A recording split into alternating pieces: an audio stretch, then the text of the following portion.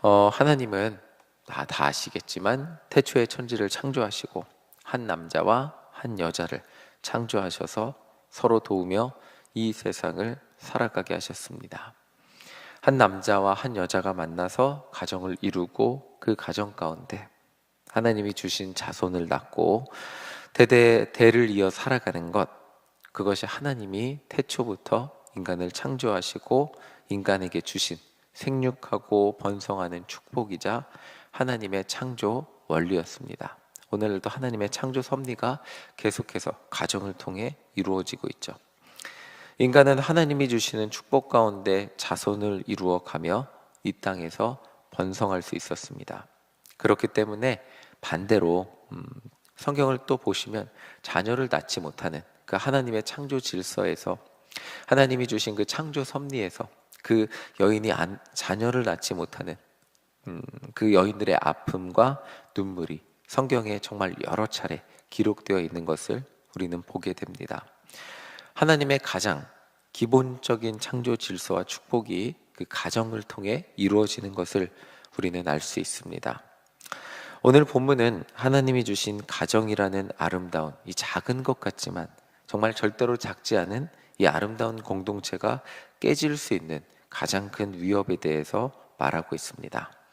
하나님은 한 남자와 한 여자가 만나서 아름다운 가정을 이룰 수 있는 놀라운 축복과 은혜를 주셨는데 강제로 누군가와 만나도록 하지는 않으셨습니다. 여러 가지 가능성 속에서 서로 만나게 하시고 또 그 관계가 부부가 되었을 때 축복 속에서 가정을 이루며 살아가게 하셨습니다. 저도 저희 아내를 처음 고3 때 만났는데 초등학교 6학년 때 교회 친구였습니다. 교회 친구였는데 초등학교 6학년 때 저희 아내를 처음 봤을 때 제가 제 아내가 될 거라고 생각도 못했습니다. 그리고 고3 때 교제를 시작했을 때도 제 아내가 지금까지 사모가 될 거라고는 생각도 못했죠. 지금도 이 설교를 준비하면서 제가 어떻게 가정을 이루었나 생각을 하는데 정말 하나님의 은혜구나라는 생각을 해볼 수밖에 없었습니다. 신기하죠. 사실 신기하다는 표현이 더 맞는 것 같습니다. 그렇게 가정을 이루게 됐는데 그 가정이 참 축복이라는 것을 많은 생각을 해보게 되었습니다. 그런데 오늘 잠언 말씀이 이야기해 주는 것은 인간의 삶에는 선택이 있고 또 가능성이 있기에, 또 그 가능성을 넘어선 욕심과 탐욕이 있기에 한 사람으로 만족하지 못하는 경우들이 예전에도 존재했고 오늘날도 여전히 존재합니다. 특히 그 이스라엘이라는 사회는 남자가 주도권을 갖고 여인의 흠을 잡아서 여인을 그냥 이혼 사유를 자기들이 마음대로 만들어낼 수 있었기에 정말 한 사람으로 만족하지 못하고 다른 사람으로 바꿀 수 있는 이런 경우들이 존재했습니다. 오늘 잠언 말씀은 한 사람으로 만족하지 못하고 하나님께서 허락하신 아내 이외에 또 다른 사람을 만나는 것, 그것을 경계하라고 말하고 있습니다. 고등학교 1학년 때 저희 학교는 남녀 공학이지만 남녀 분반이었어요. 1학년 사춘기 시절 남자 아이들만 모아놓으니까 우스갯소리를 잘하는 선생님이 들어와서 해준 말씀이 있습니다. 남자들에게 가장 예쁜 여자는 오늘 새로 보는 여자라는 말씀입니다. 아무리 예쁜 여자라도, 아무리 예쁜 여자를 아내로 삼고 여자친구로 만나고 있어도 자주 보면 예쁜지 모르고 남자는 새로운 사람을 보면 가슴이 설레는 존재다, 막 그 얘기를 하는데 친구들이 웃었던 기억이 납니다. 그 선생님이 이 이야기를 한 이유가, 저희가 롯데월드 소풍을 가는데 가면 많은 다른 학교 여학생들이 있으니까 이상한 생각하지 마라 너희들 하면서 우스갯소리를 하셨는데, 그냥 우스갯소리지만 그 선생님의 말씀이 틀리지 않았구나 라는 생각이 되기도 합니다. 사람이라는 존재는 자기가 가진 것에 감사함을 모르고 그것을 당연하게 여길 때 내가 가지지 못한 것을 보암직도 하고 먹음직하게 보는 존재가 사람이죠. 아담과 하와도 선악과를 보암직도 하고 다 먹을 수 있는데 먹지 못하는 단 한 개, 그것을 정말 보암직하게 했잖아요. 그것이 욕심이고 탐욕인데 욕심으로 인해 오늘날 역시 삶이 무너지게 되는 그런 사람들의 소식을 어렵지 않게 보게 됩니다. 한평생 명예롭게 살다가도 외도로 인해 그 명예가 무너지게 되는 그 사람들의 모습을 어렵지 않게 보게 됩니다. 오늘 잠언 말씀 5장 9절부터 11절을 보면 음녀에 빠지게 된 사람들의 마지막 모습을 말해주고 있습니다.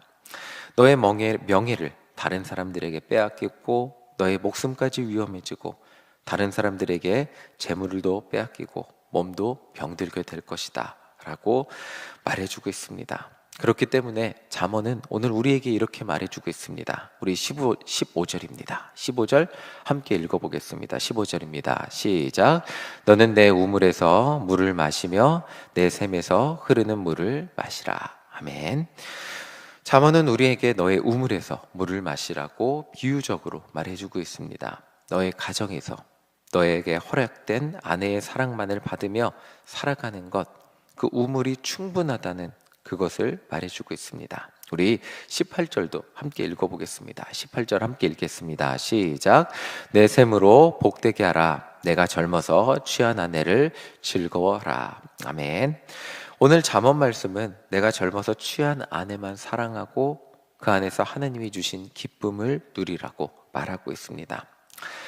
목회를 하면서 제가 가장 쉼을 누리고 재충전을 하게 되는 장소가 가정인 것 같습니다. 피곤한 것 같아도 집에 가면 아이들이 웃고 막내가 장난을 치고 아내와 아이들과 함께 있으면 피로가 풀리기도 하고 또다시 목회를 할 수 있는 장소가, 그런 목회를 할 수 있는 힘을 얻게 되는 장소가 가정인 것 같습니다.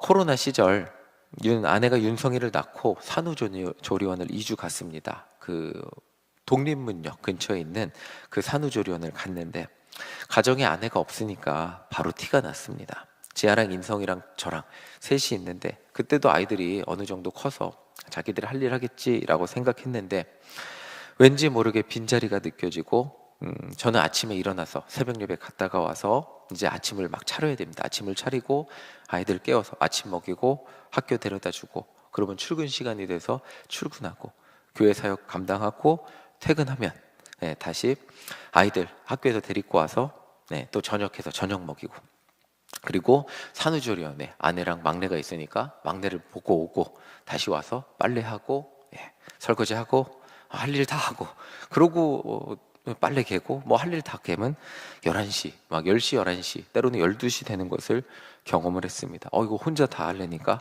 쉽지 않네 라는 것을 경험해 보게 되었습니다. 당연한 존재가 없고 저 혼자 모든 것을 감당하려니 참 벅찼던 기억이 납니다. 빨래 개는 것 하나 아내의 사랑이구나.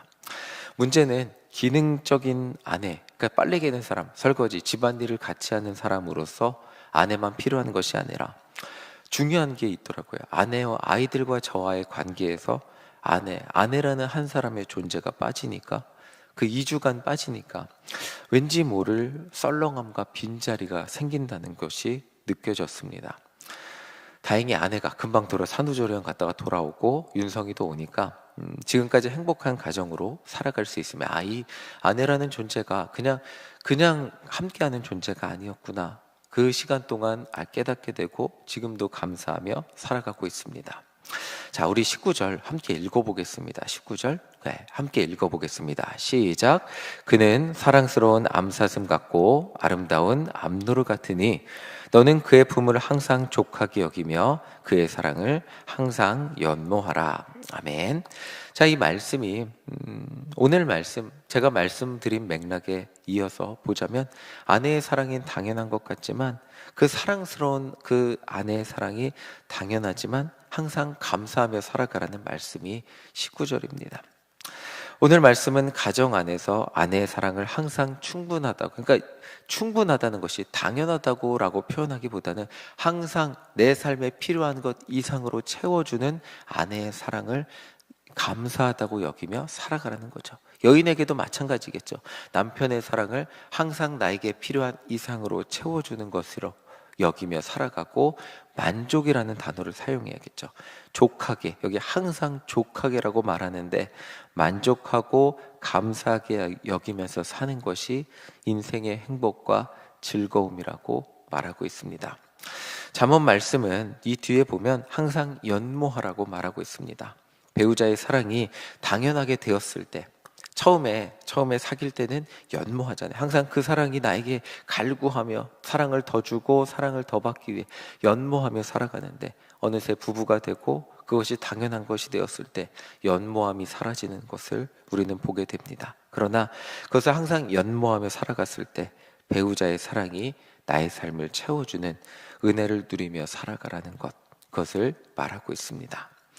오늘 말씀을 통해 우리에게 주시는 은혜를 기억해 보시기를 소망합니다. 하나님은 나에게 너무나 당연해 보이는, 남들 다 그렇게 사는 것 같은, 비슷한 삶을 사는 것 같은, 그렇게 살 수 있도록 배우자도 주셨고 가정을 주셨습니다. 그것이 당연함이라는 단어 속에 우리는 감사함을 잃어버리고 살 때가 많이 있습니다. 오늘 잠언은 그러나 그 당연한 삶 속에서 하나님이 주시는 은혜를 누리며 사는 것이 복이라고 말하고 있습니다. 비단 가정만이 아니겠죠. 가정만이 아니라 오늘 나에게 당연하게 주시는 그 수많은 것들, 그것이 복이라고 말하고 있습니다. 건강, 작은 내 삶에 누릴 수 있는 작은 재물들, 작은 인간 관계들, 심지어 생명까지 내가 그것을 누리지 못하게 될 때야 그것으로 인한 감사를 느끼는 것이 작은 인간의 존재입니다. 그런데 그 당연하게, 지금 우리는 당연하게 누리고 살아가고 있잖아요. 그 당연하게 누리고 있는 모든 것들이 하나님의 은혜라는 것입니다. 이 남자와 여인과의 관계를 통해서 오늘 말씀은 연모라는 단어를 사용했는데, 이 연모라는 단어를 하나님의 사랑으로 우리가 치환해서 적용한다면, 하나님의 사랑이 나에게 부어지는 것, 그것이 너무나 당연한 것 같지만 우리가 처음 하나님을 믿게 되었을 때 하나님의 사랑이 나에게 부어지는 것이 너무나 감사하고 기뻤던 순간들이 있습니다. 그 사랑을 연모하며 살아가는 것, 이것이 어느 순간 우리는 신앙생활이 길어지며 연모함이 사라지는 것을 어렵지 않게 찾아보게 됩니다. 오늘 하나님의 사랑이 내 안에 가득 부어지기를 소망하며 살아가는 것, 그것이 우리 삶의 복의 기쁨이고 행복의 길이라는 것을 오늘 잠언은 말해주고 있습니다. 다른 곳에서 행복을 구하지 않고 하나님이 주시는 사랑 안에서 행복을 찾으며 살아가는 것, 그것이 오늘 잠언 말씀의 교훈입니다. 하나님이 우리를 사랑하시기에 가정을 주셨고, 살아갈 건강을 주셨고, 재물을 주셨고, 기도할 능력을 주셨고, 이 자리에 올 수 있는 모든 건강을 허락해 주셨습니다. 없는 것으로 아파하기보다 이미 내게 주신 당연한 것들을 감사하며 살아갈 때, 또한 하나 더 나아가서 하나님의 사랑을 연모하며 기도하며 나아갈 때 우리 삶에 하나님이 주신 은혜를 오늘 하루도, 하나님 나에게 건강 주심에 감사합니다, 오늘 하루도 하나님의 사랑을 주심에 감사합니다, 이렇게 아름다운 가정을 주심에 감사합니다. 또 오늘 저희 또 금요전대 나가거든요. 하나님 오늘도 금요전도대 나갈 수 있음에 감사합니다. 오늘 우리에게 주신 수많은 것들에 정말 감사하며 기도할 때 그 감사가 우리 삶을 가득 채우는 은혜를 누리는 우리 모두가 되시기를 간절히 소망합니다. 아멘.